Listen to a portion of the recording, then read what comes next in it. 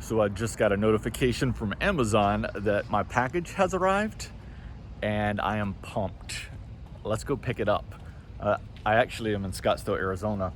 So I shipped it to one of the Amazon pickup locations, which is so rad that you can do that. You can ship it to Amazon lockers throughout cities.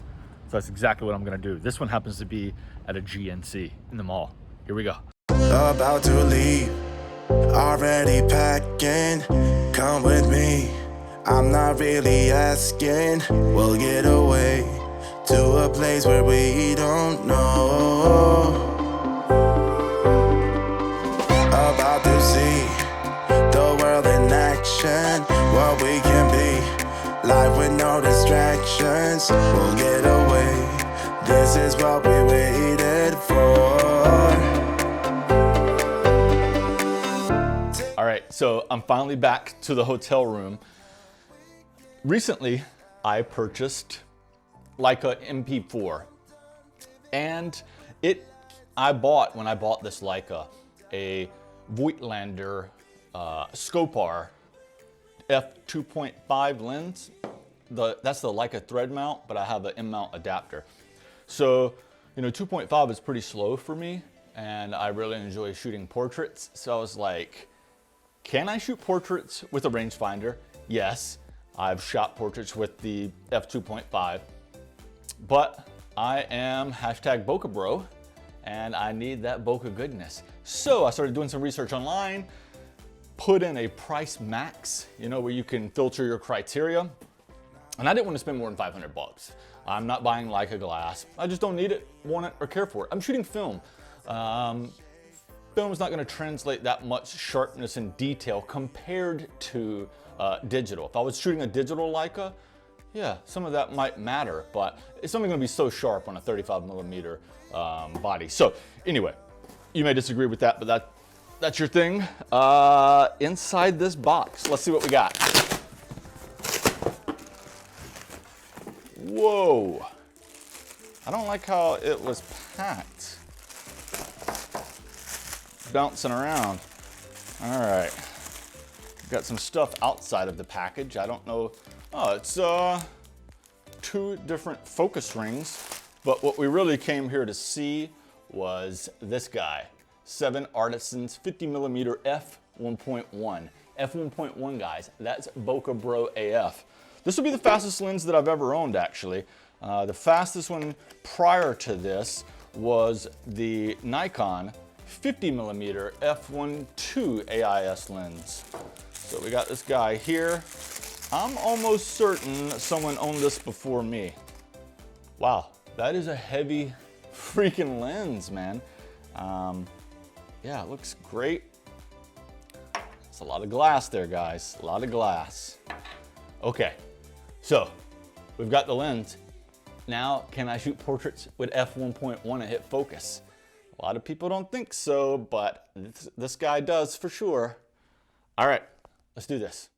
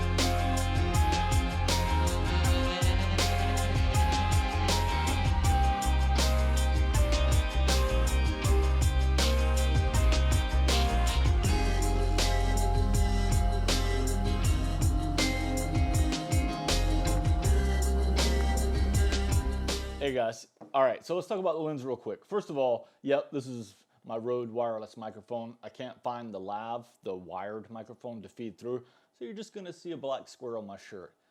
We're gonna be okay. All right, so let's talk about the lens, this guy, okay? So it's a beautiful looking lens. Let's get that out of the way. Yeah, it's pretty large. When I look through the viewfinder here, a good portion of that lens sticks into the rangefinder area itself. Yeah, I'd say it takes up the bottom quarter of the rangefinder window, well into the 35mm lines, and it's in the bottom right corner of the 50mm lines. Speaking of frame lines, this copy of the 7artisans, it does not seat fully or in a way that engages the 50mm frame lines. This is a 50mm lens. I have 50mm lines in this camera. It doesn't engage them, so no matter how hard I seat it to the left, it doesn't fully engage those frame lines. Where I only see a hint, if any, of the 50mm frame lines, I have to like toggle the frame line switch here, and that does not retain the frame lines. It just shows me obviously where they're at, and as soon as I let my finger back, it pushes back in between 35 and 50mm. It's a big strike for me, but hey, not a big deal. We all get bad copies. Completely understand. One thing that really does get me though is the request for me to calibrate my lens. I absolutely refuse to do that. It's a film camera. If I had a digital camera, it's really easy. I have definitely calibrated digital lenses on Nikon bodies, front or back focus, especially the Sigma art lens, right? If you shot digital and you shot Sigmas when they came out at first, your stuff was definitely back focusing and front focusing. So where I'm going with this though, this is a film camera. If I were to focus this lens properly for this lens body, I have to shoot film, develop it, scan it, evaluate where it is off front or back, make the adjustment, shoot more film, develop it, scan it, see if it's still off, then possibly adjust it one more time and then scan. No, I'm gonna pass on that. So great lens for the money, $399.95. Looking on B&H, it's going for $369 right now. If you get a good copy that will show the proper frame lines, check.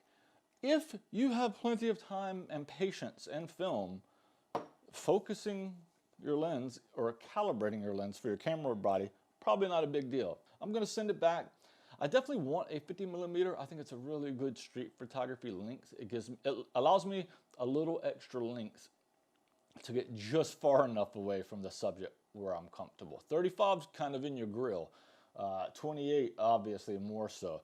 50 is a sweet spot for me, but I definitely want it to be a shallower depth of field in case I want to use it for portraits. I know some of you are quite alarmed at the possibility of shooting portraits with a rangefinder, but there's dudes out there crushing it with rangefinders. I actually did a portrait session with this, obviously in the video, and I was shooting some at f1.1 terribly, but also I've shot my 35 f2.5 Voigtlander lens in a portrait session, and it did great. So I definitely want a faster 50mm. This was ideal. I was so pumped for a 50mm f1.1.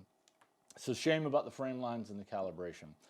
So I'll be looking into probably a Voigtlander, f1.1 or f1.5. Haven't decided yet. Definitely will make that happen. Okay, so that's the lens. Great value. Hope you get a good copy. Know that you probably are going to have to calibrate it. Neither of these are big deals. Amazon return policy, bam, they'll ship you another lens. Focusing screen, if you have time, just do it. Sounds great. $369 now for a f1.1 lens. Yeah, I'd say buy it if you understand the caveat to buying it. Okay, so I am rambling. It's time to go. Check this out. If you enjoyed this content, please give me a thumbs up. That helps more than you even know. And if you're into all this crazy stuff I do on this channel, why not just give me a subscribe down below and click that little bell. You'll be notified of any videos that are released, if they're released. Such a slow pace, but I'm having fun doing this, guys. Thanks so much for watching. I really appreciate it. And guys, I'll see you next video.